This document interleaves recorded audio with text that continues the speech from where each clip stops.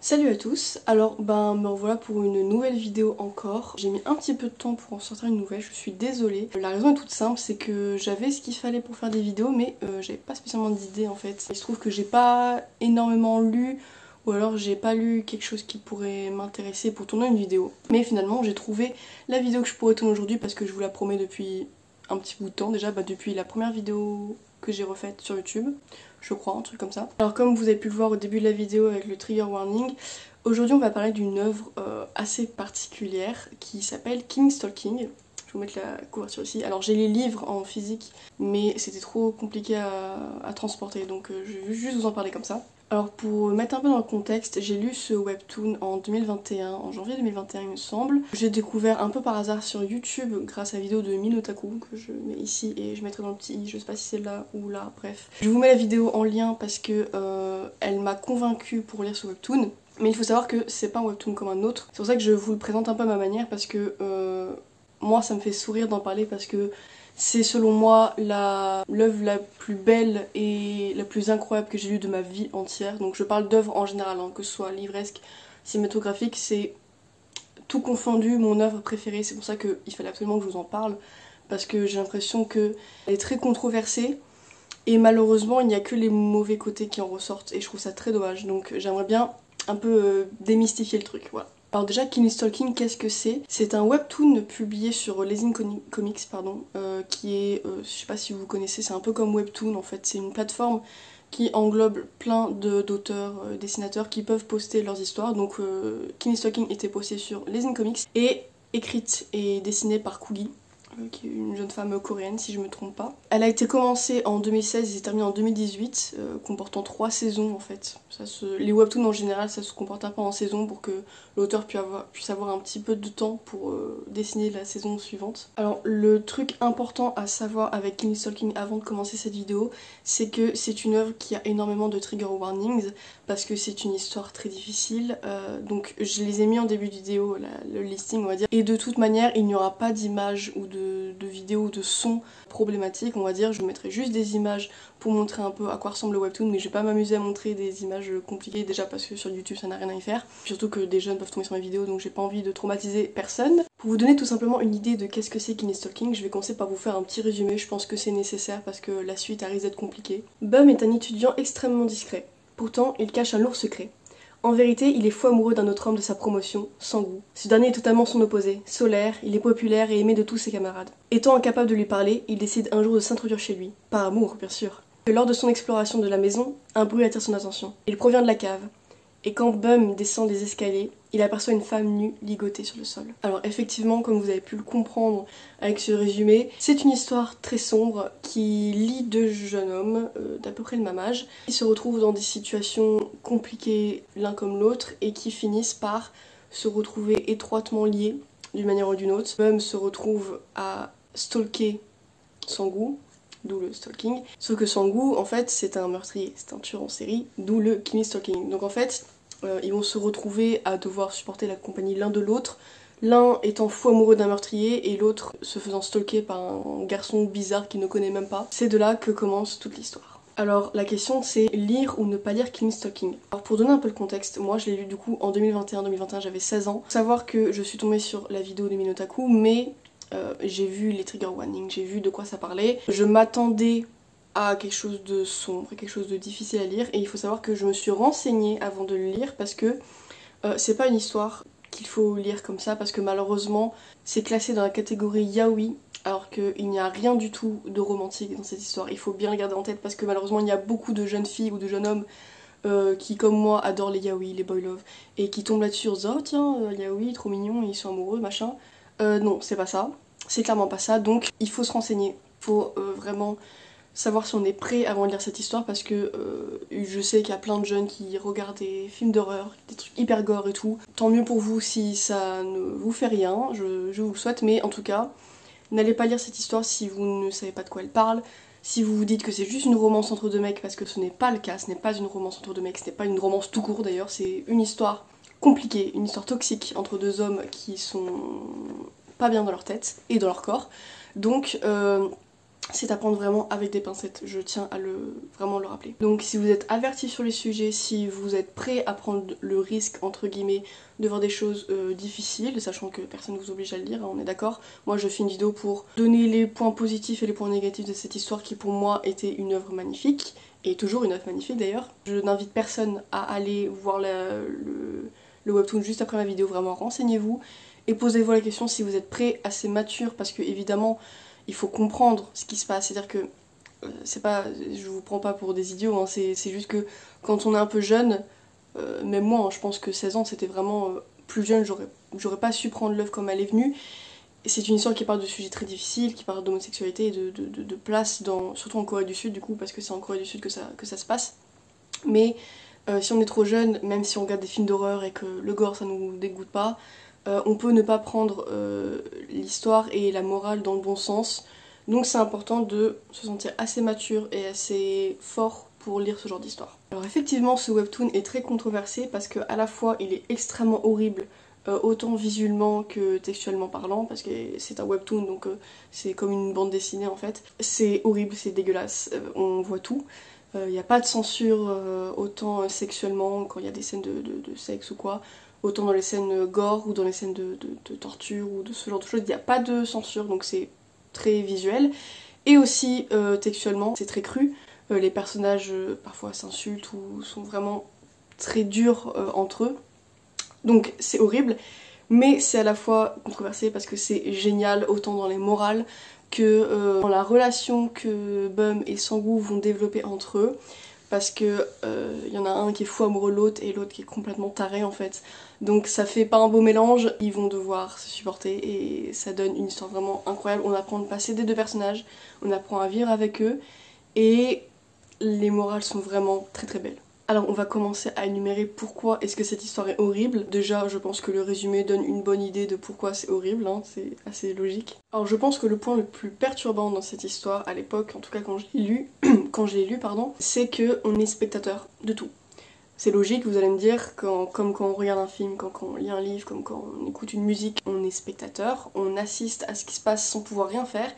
Sauf que quand c'est une romance mignonne où il se passe des petits dramas comme ça va, mais quand on assiste à des scènes d'abus, autant physique que morale d'ailleurs, et qu'on se retrouve là à avoir de la pitié, à avoir de l'empathie pour les personnages et ne rien pouvoir faire, c'est terrible. Et ça donne des frissons parfois. Je me rappelle pas avoir pleuré pendant cette œuvre, sauf peut-être à la fin, je pense, comme beaucoup d'œuvres, mais je ne vais pas spoiler parce que la fin est géniale. De toute façon, je ne spoilerai pas dans tous les cas, mais vous êtes spectateur, mais vous subissez, vous avez envie d'y faire quelque chose et de pouvoir y faire quelque chose, mais c'est pas possible. Ensuite, parlons des personnages. Sang-woo, le personnage principal après Bum, qui est le psychopathe de l'histoire, qui est le sociopathe. Le tueur en série qui a tout pour plaire, qui est beau, qui est intelligent, qui est calculateur, qui attire les filles, enfin je dis les filles en général parce que c'est surtout ça qui en ressort dans l'histoire, mais ce n'est pas que les filles, vous comprendrez, qui attire tout le monde, qui est un aimant à personne en fait, comme on peut en voir partout dans la rue, à l'école, les gens populaires qui attirent le monde, c'est ça que Sang-woo est.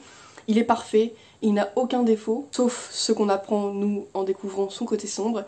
Sauf que le truc c'est que nous quand on le découvre, il a toujours cette personnalité solaire, il est toujours attirant, il est toujours beau, fort, musclé, intelligent. Et l'histoire nous fait apprécier ce personnage parce que, comme je disais, c'est le deuxième personnage principal. Kim Stokin n'est pas là pour nous faire la morale de c'est pas bien d'être un tueur en série, parce qu'on sait que c'est pas bien d'être un tueur en série, on n'a pas besoin d'une histoire pour le savoir. Là, on est là pour apprendre comment et pourquoi il est devenu comme ça. Le truc, c'est que même avant d'apprendre tout ce passage, tout son passé et tout ça, Kugi, donc l'autrice et la dessinatrice, met tout en œuvre pour qu'on puisse être attiré nous-mêmes par ce personnage. Ça arrive souvent, on dit que les tueurs en série ou les gens calculateurs comme ça, ils sont souvent d'apparence parfaits en fait. Et le truc c'est que si on enlève ce côté tueur en série qui même quand il est montré, il est calculé et il est bien fait, on n'a rien à leur reprocher. Et on va s'attaquer à ma partie préférée, pourquoi cette œuvre est absolument géniale. Il faut savoir que Bum et Sang-woo sont deux personnages extrêmement bien ficelés, on va dire. Ils ont leurs qualités comme leurs défauts, enfin, en parlant de Sang-woo du coup c'est un peu plus complexe on va dire, mais surtout pour Bum, qui au premier abord, je ne sais plus, on pourrait avoir énormément de compassion pour lui et c'est normal parce que c'est la victime de l'histoire en fait, c'est lui qui est tombé amoureux et qui est tombé au mauvais endroit, au mauvais moment, pardon. Sauf que en apprenant au fur et à mesure leur passé, les choses qui leur sont arrivées et comment ils en sont arrivés là, on arrive autant à éprouver de la compassion pour Sang-woo que de l'horreur pour Bum. L'histoire est extrêmement angoissante et prenante parce qu'en fait on est du point de vue de Bum, du coup même si c'est un webtoon qui fait que on a un point de vue assez extérieur, c'est vraiment Bum le personnage qu'on suit, on commence avec lui et on finit avec lui, c'est ça que je veux dire, c'est que on est dans sa tête, dans sa peau. Comme c'est lui la victime, c'est lui qui est pourchassé par ce tueur en série, qui est là quand Sang-woo fait toutes ces choses horribles, et bah on ressent la pression que Bum ressent lui en se sentant en danger, en ayant des frissons, en ne sachant pas à quoi s'attendre parce que Sang-woo est calculateur mais il est aussi très imprévisible. Donc vu qu'il est très instable, on sait jamais à quoi s'attendre, on sait pas quel sera son prochain mouvement, sa prochaine parole, ce qu'il a en tête, ce qu'il imagine. Et ça fait vraiment très peur. Et en fait, non, c'est pas peur. Cette histoire m'a pas fait peur en fait. Elle m'a angoissée. Elle m'a mis des frissons, elle m'a fait ne pas me sentir en sécurité un peu dans un sens, même si je sais que c'est une fiction, mais c'est pas une fiction pour faire peur, il n'y a pas de screamer, bon après c'est visuel, donc enfin c'est pas un film, donc c'est différent, mais il n'y a pas de screamer, il n'y a pas de choses qui sont faites pour faire peur, c'est censé t'angoisser, c'est censé te mettre mal à l'aise, très très mal à l'aise surtout. Ouais. Le point principal, ce qui est génial, c'est que c'est pas une histoire d'horreur, c'est pas une histoire d'amour, c'est une histoire compliquée, qui mélange beaucoup de sentiments, qui mélange la terreur, qui mélange l'angoisse, qui mélange l'amour aussi, parce que malheureusement, même si ce n'est pas une histoire d'amour et que ce n'est pas un schéma à reproduire, les deux, eux, vivent une histoire compliquée qui les lie étroitement et qui fait que bah, l'un tombe dans la folie amoureuse et l'autre dans la folie meurtrière en fait. Donc ils se lient, ils se partagent et ça fait un mélange d'explosion de sentiments qui est à la fois, parfois on se demande un peu qu'est-ce qui se passe, on comprend pas pourquoi ils éprouvent ça l'un pour l'autre, et puis des fois en fait on comprend, et on comprend surtout au fur et à mesure de plus en plus, et on se dit qu'en fait dans l'état dans lequel ils sont, il n'y avait pas d'autre issue possible que ce qui s'est passé malheureusement, et heureusement parce que c'est une histoire magnifique. Je sens que je me perds un peu dans mes explications, pourtant j'ai fait un plan en plus d'essayer de savoir de quoi j'allais parler, mais c'est une histoire qui me passionne tellement que je vais un peu dans tous les sens, je sais jamais trop par où commencer. Mais pour vous donner un peu une idée déjà, pour situer un peu le truc, comme je disais c'est une histoire en 3 saisons, il n'y a pas de différence, c'est surtout quand l'histoire a été publiée qu'on voit la différence, parce qu'entre la saison 1 et la 2, ou la 2 et la 3, il y avait un temps d'attente pour que la saison d'après puisse sortir. Mais en fait ces 3 saisons, elles servent aussi surtout à donner l'ambiance un peu de l'histoire.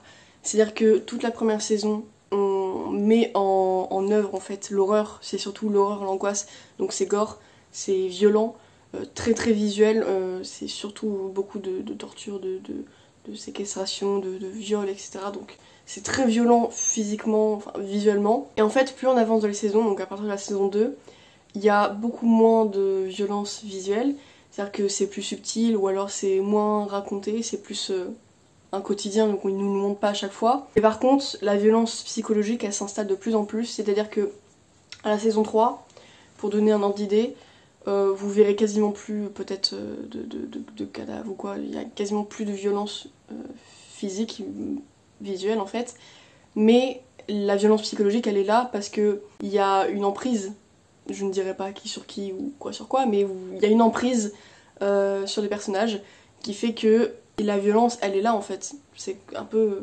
j'allais faire une comparaison débile, mais quelqu'un qui est fou amoureux de quelqu'un d'autre et qui pense n'avoir aucune autre solution, bah il s'y accroche, peu importe les conséquences, il s'y accroche, ce qui fait que l'emprise psychologique elle est là et en plus la personne s'en sert pour avoir des faveurs. Donc il y a 3 saisons, très violent, un peu moins violent et plus du tout violent visuellement, mais à l'inverse, la première saison est pas si violente que ça psychologiquement, même si c'est déjà compliqué, et ça va crescendo du début à la fin. Alors pourquoi je voulais vous parler de cette œuvre? Tout simplement parce que c'est peut-être un peu compliqué pour certains de comprendre. Je comprends que certains n'arrivent pas à l'adhérer, mais c'est une œuvre qui a changé ma vie, on peut le dire. Je prends pas de pincettes pour dire ça parce que je pense sincèrement qu'elle a changé ma vie. Comme plein d'autres œuvres d'ailleurs, hein, comme Life is Strange 2, que je me suis tatouée ici.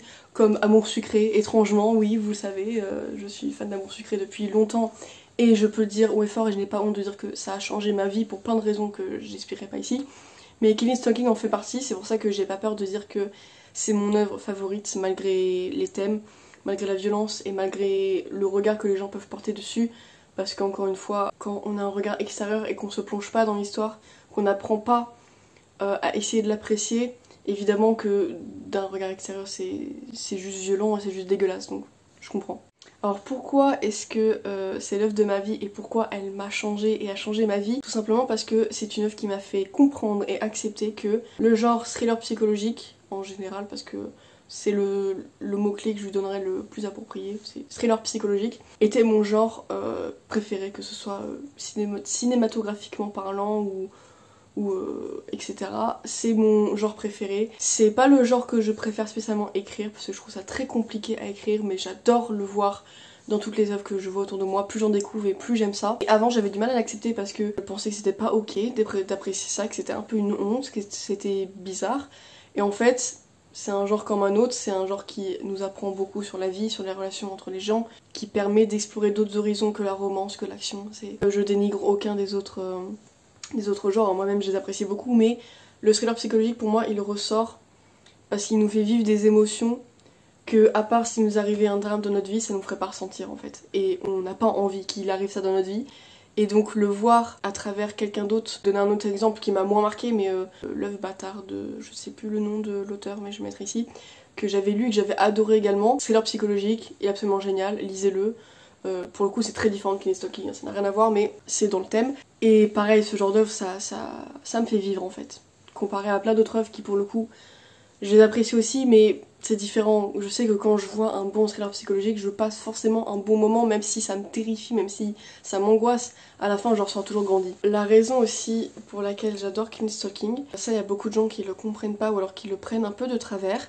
C'est-à-dire que cette œuvre, donc encore une fois, un des personnages principaux ça reste un tueur en série, donc c'est très grave. C'est comme plein d'autres œuvres, je vais donner l'exemple par exemple de la série documentaire sur Netflix sur Jeffrey Dahmer qui est sortie. Il a dérangé beaucoup de personnes, ce que je peux comprendre, mais en fait ce genre d'œuvre c'est totalement différent. J'ai donné un exemple juste pour le côté thriller psychologique, même si là on parle d'une histoire vraie. Killing Stalking c'est pas une histoire vraie, mais ça nous permet en fait d'avoir tous les éléments pour comprendre comment un tueur en série en arrive ici ou non. Il y en a qui n'ont pas d'excuses, qui sont juste malades de base, on va dire.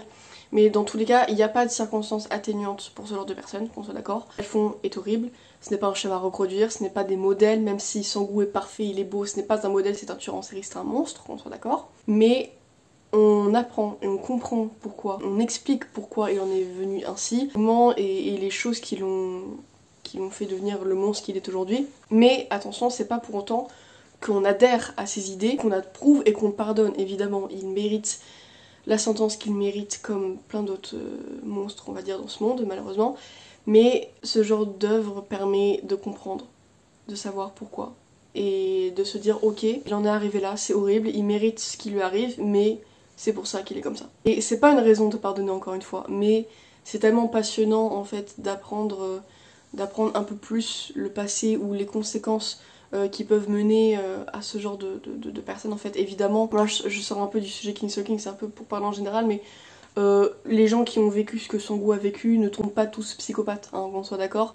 Ça dépend des gens, je pense que c'était quelqu'un d'instable de base. Ça explique encore une fois et ça permet de prendre un peu plus de pincettes sur notre jugement par rapport aux autres. Et enfin, cette œuvre permet de dénoncer énormément plein de sujets, surtout par rapport à leur place en Corée du Sud, parce qu'on parle quand même d'un homosexuel, donc Bum. Déjà l'homosexualité en général est un problème dans beaucoup de pays, et en Corée du Sud ça l'est encore beaucoup malheureusement. C'est pas un pays très évolué sur le sujet, même si ça avance un petit peu plus, mais en tout cas en 2016 c'était encore moins le cas. Donc ça dénonce vraiment ce côté-là en général. Ça pointe du doigt énormément de sujets très graves comme le viol, l'inceste, la violence psychologique et physique pardon, sur les proches ou sur les gens en général. Et ça nous apprend aussi beaucoup que les images sont trompeuses, parce que quelqu'un de parfait d'absolument génial et de charismatique, si on ne le connaît pas, on ne sait pas qui il est.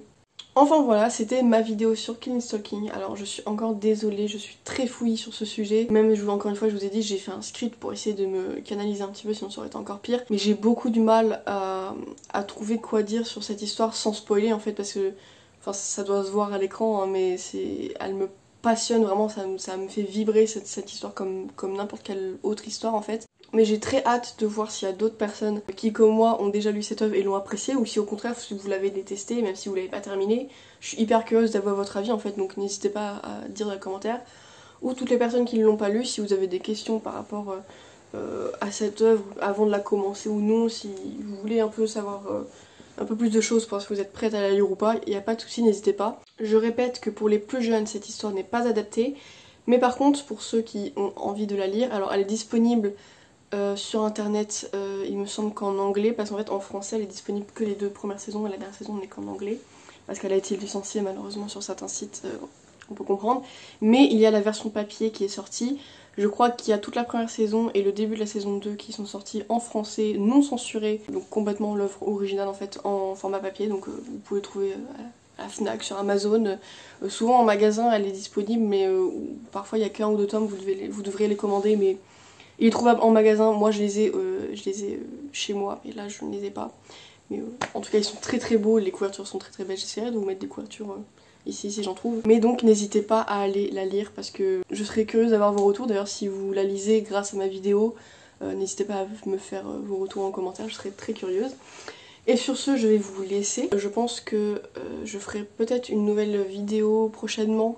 Je réfléchis pas mal à ça en fait, d'essayer de reprendre un rythme pas régulier parce que j'en suis pas capable clairement, mais de faire des vidéos de temps en temps, ça me plaît beaucoup. Et je sais pas si j'aurais déjà changé ça au moment où je sors la vidéo, mais j'ai changé mon logo YouTube qui est moi-même et mes versions chibi, donc fait par mes soins, oui parce que je me suis coupé les cheveux. Voilà, c'était juste n'importe quoi. Et je sais pas si j'aurais déjà changé ma bannière YouTube ou pas. Je change un peu quelques trucs pour essayer que ça me corresponde un peu mieux. Je me suis fait une nouvelle outro que vous allez voir dans quelques secondes. Et peut-être une nouvelle intro, je ne sais pas si je l'ai faite déjà ou pas. En tout cas voilà, j'étais très contente de tourner cette vidéo. J'espère qu'elle vous a plu, qu'elle vous a donné envie ou non de lire Killing Stalking. Si vous l'avez déjà lu, si mon avis vous intéresse ou pas. Parce que là du coup j'ai juste dit un peu en grand ligne, mais voilà. On se retrouve peut-être bientôt pour une prochaine vidéo et puis bah à plus tard. Salut!